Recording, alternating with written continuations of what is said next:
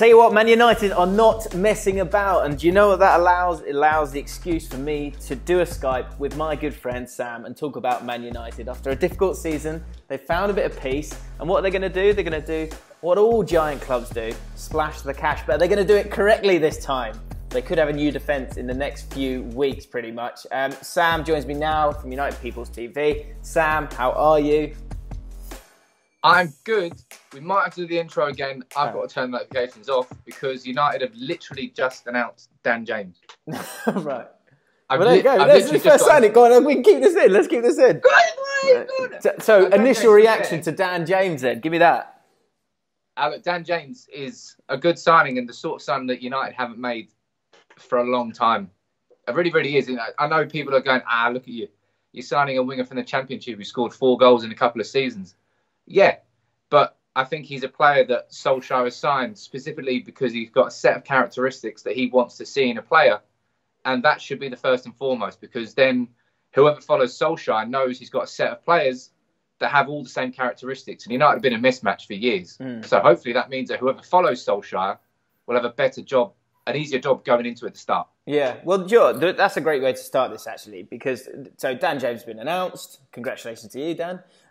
But the reaction that you will get for this transfer and for all of the transfers this summer, there's going to be a kind of cynicism towards a lot of them because of how wrong it's been done in previous summers. Have you ever felt more of a sort of pressure cooker feeling to the transfers and the decisions that have got to be made this summer than this summer? I feel it every summer. Everyone's extremely cynical towards Manchester United. We go and sign Paul Pogba for 90 million. Ha! You just spent 90 million on a player that you let go for free, even though we just signed one of the world's best central midfielders. Yeah. It comes with the territory of being a United fan, and you just ignore it. It's the same thing as QPR. So is it? Yeah, right? we don't make signings. In terms of ignoring it though, are you ignoring it because they're unfair? Because I guess there have been mistakes that have been made though, but are they mistakes that at the time you don't see? Because obviously, look, the last few seasons have been look, you finished second 2 seasons ago, but last season was disappointing. Is there a feeling that the mistakes, you could see the mistakes coming? And is there a different approach this season that's going to stop us talking in a year's time about the mistakes in the transfer window at Man United? I'd like to think so, because since Fergie retired, United have had 4 managers. In that time, we've signed, I think, 28 players, and we spent £744 million. And we finished in the top 4 twice in that time. The record stinks. It absolutely stinks. And that's why this big shift in transfer policy has to happen this year, where a player is signed for those characteristics that tie into a vision, an overarching vision of the club, which is what all United fans wanted and expected this summer.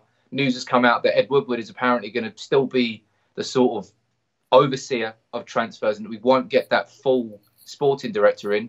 That's a fucking kick in the nuts, because I don't think really that Solskjaer can succeed with the current structure at United. I think in 18 months' time, we'll probably have a conversation about just this. So why on earth has that happened then? Why is it when it's been so clear from everyone that it's too much for him and it's not an area of expertise that he's renowned for, and he's had an opportunity and generally failed? Why on earth has he been given another year at it? It's because he is the Glazers' puppet, which is all known by now. But he was the accountant that brought them in, and he will never ever get sacked whilst the Glazers own Manchester United. I know that everyone's going to keep saying, "Look at you! You fucking spent loads of money," but the United have spent more on interest than Man City have spent on signings since they were taken over by the Sheikh Mansour. That's how much a billion's gone into their club. A billion's come out of our club. Wow. And I know that we are still spending big money. Yeah. But it's a massive problem at the club when the person right at the top doesn't want the success on the pitch and everything that goes with the structure with it. They don't give a toss because they're getting good dividends and good money. And I know it sounds like a broken record, but it is a broken record, and United are a broken record. But I guess if he's always going to be safe, then there is that opportunity to bring someone else in if he can show the humility to go, I need a bit of help here. But he's obviously not done that either. So I think that's a new thing that we're finding out about him, that not only is he maybe the puppet for the Glazers, but he's got a bit of an ego on him as well for him to be willing to crack on. So let's get to this new defence then, Sam. There's a new philosophy in town. You're going to buy young players who've got huge potential, and there's a safety there, I guess, because you probably have to pay a premium for them, but they've got enough potential that even if it doesn't work out, you'll be able to sell them on for money again. So with that in mind, you're looking at a couple of star players. The first one we're going to talk about is Wan-Bissaka, who this one kind of, I remember hearing from a few different people that it was Chelsea that he was going to go to, but it seems like Man United, with the problems that they've had at right back and how sort of glaring that was in the last few games of the season, they've been very, very clear in the fact that they want Wan-Bissaka. I had a look on Transfer Market, the website there, just to see what would be the value that they would put on him. And I always think with Transfer Market, they're always a little bit low. Yeah. But it was 22.5 million. Now I think that is too low. But say we're being really generous and you add on 10 to that, 32 million is his value. The numbers that are being spoken about when it comes to Wan-Bissaka and Man United are much, much higher than that. I know that there's been a £40 million offer that's been rejected, but Crystal Palace wants 60 million. What are your thoughts on that kind of price tag for a guy who's not got a single England cap? He's an England under-21 international, is an exciting player, but also hasn't played for a team that dominates football games, hasn't played in the Champions League. 60 million for a right back sounds like a lot. I mean, it is a lot. And clubs will hold United to ransom. Again, it comes with the territory of everybody knowing that A, we're desperate for players, and B, that if it's a top target, they can take the piss. And Crystal Palace don't need to sell. Yeah, I was saying that they don't need to. They don't want to sell Zaha, and they don't want to sell Wan-Bissaka, let alone both in the same window. So they're going to stand firm. And that's a clear thing? I've read that as well. That the clear thing is that they can't sell both of them. I find that a little strange. But you think that's a real thing? Do you? I think it might be a way for them to exert pressure on other clubs to come in faster for their players. Right. I think if they get an 80 million bid for Zaha and a 60 million bid for Wan-Bissaka, they'll wave both of them goodbye. But it is way too much. You get the premium of it being United buying the player, that adds some on top, and then you get the premium of it being an English player, adds it on top. The premium of it being from another Premier League club, it adds it on top. But the main thing is now, when you buy a player that's young, you basically don't pay for their current potential. You pay for what that club thinks they'll be worth in a few years' time. Yeah. That's the thing I can't really get my head around, but there's too much money in football, I suppose, to get too annoyed about it. Yeah, it's so dangerous, isn't it? And I guess the thing is, well, the expiry date on players seems to be a lot lower now as well, whereas it used to be you could still get a bit of money after someone's 30. Now it's getting a bit tougher to get those things over the line. I think the other thing that adds a premium to Wan-Bissaka is that he's contracted till 2022, so there's still a good few years in his contract. That's playing that's a problem as well. But so that's one part of it. Then the other side, I'm sure you'll have looked into his stats and how well he's played. Is he, because this is an area in the pitch where you want to buy someone and not let him battle it out with Delot. You want someone who goes, right, plonk, he's your right back. You haven't got to worry about that. And you don't want to worry about that for the next 8 years, basically. That's what Fergie would do. Fergie went and bought that guy who's 22. You know he's really good. You put him in your team and you get 8 years, great years out of him. That's what you want with Wan-Bissaka. Is he good enough to go and do that straight away? I think Wan-Bissaka, you can't look at his defensive stats and not think that's incredible. Now, Crystal Palace are obviously quite a defensive team, sit back in two banks of four with Roy Hodgson. It's the start of football they play tends to, I suppose, make their defenders' numbers look better than they are. But his success rate, I think he attempted 120 tackles, completed 94. Wow. There was only one defender who was dribbled past less times, than Wan-Bissaka last season. Defensively, he's arguably the best right back in the Premier League already. Going forward is where you get your Kyle Walkers, you get your Trent Alexander-Arnolds, that they really stand out, and they're much better than Wan-Bissaka. But United right now, we need a right back who can actually defend and improve our defence. And Wan-Bissaka will come in and do that in abundance immediately. Going forward, he needs to improve. That can happen. He's only 21. I think there's a lot of question marks here, which are, but I think the signs are good with him, and by that what I mean is there, when you've got a player who you're going to take from a lower leagues, or lower in the table, then there needs to be characteristics that you know are going to work when you're playing for a team that's in the Champions League and dominating games. And I think the big thing with wan-bissaka, two big things for me. One, going forward, is that those years as a winger. I think Ashley Cole was a similar kind of player. He was a winger initially and then moved back to left back. And there are advantages in terms of your ability to get out of difficult positions on the ball, your ability to dribble with the ball, pace, just being an attacking player, which he won't get as many opportunities to do at Crystal Palace. And when he does, it's a counter-attack, and more so than dominating games like he's going to do, which is just a totally different way of playing football. And then the second thing is when you take risks because you're dominating games of football, down the other end, you need to be good one-on-one because you're going to take risks as a football team. And I think that's the really exciting thing when it comes to wan-bissaka, is that it seems as though he's got the stats to back up the fact that he can be almost left on his own. And also, I was looking at a sort of tactical thing on him, and it was saying that he is more than happy to allow wingers to try and go on the outside around him. That's normally what right-backs are a little bit scared of when they come up against these wingers. But he has no problems with that. And so for him to be able to be left alone to deal with things one-on-one, it could paper over a few cracks for Man United, because it might keep the wingers away from the centre-backs for you guys as well. So a lot of the characteristics are there, but it's the scary thing and the sort of holding a breath that you're always going to have to do. And even with a Van Dijk, Robertson, both those players came from teams lower in the league, is you're going to have to take a little bit of a gamble, and it's always going to be a pricey one, isn't it?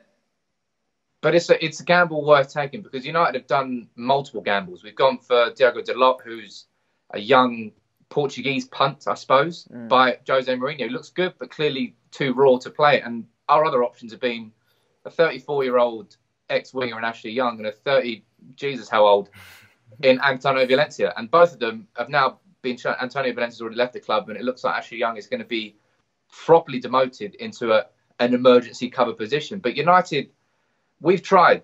We've tried all options. And now is the summer where the club needs to rebuild the core of the squads. And, we are going to go to some cliches here, because that's what United are going to look like, a bit of a cliche this summer. But I think it's a cliche which could prove to work. And that's with the young, hungry, doesn't have to be British, but apparently that's been shouted out as a thing. Right. But just the players that want to come to Old Trafford and want to improve, not players that come to Old Trafford and go, you know what? I'm Billy Big Bollocks now. I've made it. Yeah, and I think we're talking about the mistakes earlier in the video. I think something that Man United have lost their way on is, and it's because of, it's got to be because of Ed Woodward as the main guy. It seems like Man United as a club have lost their confidence in their instincts in picking players. Of course, there's a lot of data that needs to be used to understand if a player is good or not, but that's what Ferguson and the scouting network that he put in place, that's what they were so good at, that they were happy to go and also go and pay over the odds for a player like Roy Keane, because they know that he's going to be good enough. And this is something that could kind of cost you this summer. You might get your man, but in Harry Maguire, who could be the centre-back that comes into this team, this is a player that you could have bought last season for a lot cheaper, but there wasn't that sort of, there wasn't the trust in the instincts. Am I right? Am I sort of going around the sort of right ground there? Do you think that really Harry Maguire should have been bought last season, or am I making it too simplistic? I think if United do sign Harry Maguire, it really sums up how bad the structure of the club is, because it was only 12 months ago where Mourinho wanted him and United said, nah, he's too much money, first of all, and B, the players we've got, he's not that much better. If we then 12 months later pay more for him than we could have last summer, when nothing's changed in our defence, it just goes to show that the hypocrisy and the complete and utter lack of a plan that exists at United. That being said, I'd love to sign Maguire, and I don't get the hatred towards him. It's because a lot of United fans. So a lot of United fans not sure about him then. It's not that they're not sure about him. It's the fact that we've been sold dreams of Matthijs de Ligt, which was never going to happen in the first place. But when you've got that, and then you go to Slabhead, as good as he is, then it's just going to be a little bit, nah. I think that's yeah, and I would also say that as good as De Ligt both is and is going to be, I think he still needs to develop as a player. He's 19 years old, and he's been playing in Eredivisie. He's not been playing Premier League football. It's almost a safer bet. I mean, you might not get as many years on him, but it says you know that Harry Maguire is good enough to play Premier League football. And he's ready to do that, and he's used to the hustle and bustle of the league, the pace of the league. These are all things that De Ligt hasn't dealt with. And another thing with De Ligt is, if you get De Ligt, it's the same mistakes as well, because apparently the scouts suggested that they were worried that he would put on weight as his career went on, and that's why they didn't go and get him last year. So it's just another mistake. Imagine that as a scouting method. Oh, 1 sec, this guy might get a bit porky in a couple of years. I think no, thank you. Yeah. There's nothing we can do about that. Nothing wrong with piggy footballers, right? We all love piggy footballers. Yeah. So it looks like 80 million. Well, although Leicester City want 90 million for Maguire, that feels a bit. You're trying to make 80 sound good. Yeah, I mean, but I think Harry Maguire is the other thing with Harry Maguire is he is frightening in the opposition's box, and that will add. We're talking about premiums being added. That's something. I mean, you're going to get that with De Ligt and Maguire, but Maguire is proven to be an absolute menace in the opposition box as well. So that's another thing that you'll be gaining, as well as someone who's comfortable on the ball, is a good defender, and is used to the league. The centre backs position, that's going to be something that's going to rumble on until you sign one of these dudes, and it's Maguire, Koulibaly, or De Ligt. So as someone who's in there and reads about Man United every single day, how do you see this playing out? I think the wan-bissaka one, that'll happen, don't you think? Just to quickly touch on that. I genuinely wouldn't be surprised if it happened within the next 7 days. I think United have gone aggressive, went there, first bid was rejected. And at that point, United previously have just dillied and dallied and we're not paying another. But they said, no, we've gone back with a bigger offer. Probably, I reckon we'll meet in the middle with 50. Yeah. And I think that would be a fair maybe is the wrong word, but I want wan-bissaka. United want wan-bissaka. Give them the money. Then we've got the right back position hopefully sorted. It's a big problem with the squad. Then centre back, I don't know. I've said in my predicted starting 11 for next season, we might end up getting Toby Alderweireld, simply because he's 25 million. Same sort of thing as saying there, Premier League proven, you know what you're getting. You don't get many years out of him, but relatively cheap in comparison. And if you wouldn't pay 70 for Harry Maguire last season, I don't see why we would pay 80 or 90 this summer. So do you see it being a situation where you although you're ready to spend the money on certain elements of the team, but because there are so many players that you need to get to sort out this team, you'll look to try and save a tiny bit of money by getting someone like Alderweireld? Do you think those three players won't be Koulibaly, De Ligt and Maguire? You don't think they'll be Man United players next season? I think Koulibaly would probably be, out of all the options, maybe Koulibaly would be the best in terms of the experience that he would add right now. My God, he looks like a commander. He is a commanding centre back, but he costs like 140, 150 million. Napoli don't even need to sell. Like, he'd be insane money. Right. And De Ligt is a generational talent, and we'll be talking about him for years and years. And it would have been wonderful to get him now, but he's 19. If he decides that, I don't know, PSG is the right option for him now as a challenge, then fair play to him. Barcelona as well, of course, being the guys that I still feel like he's going to go to Barcelona. I just can't see why that wouldn't happen, because I think it's a perfect one for his development, and the links between Ajax and Barcelona, and his friendship with Frenkie de Jong as well. I think it makes everything makes sense there. But his agent is Mino Raiola, and he will take his player to the place where he gets the most money, and will convince him that is the right choice. And it sounds like PSG are offering 340k a week, and he's 19.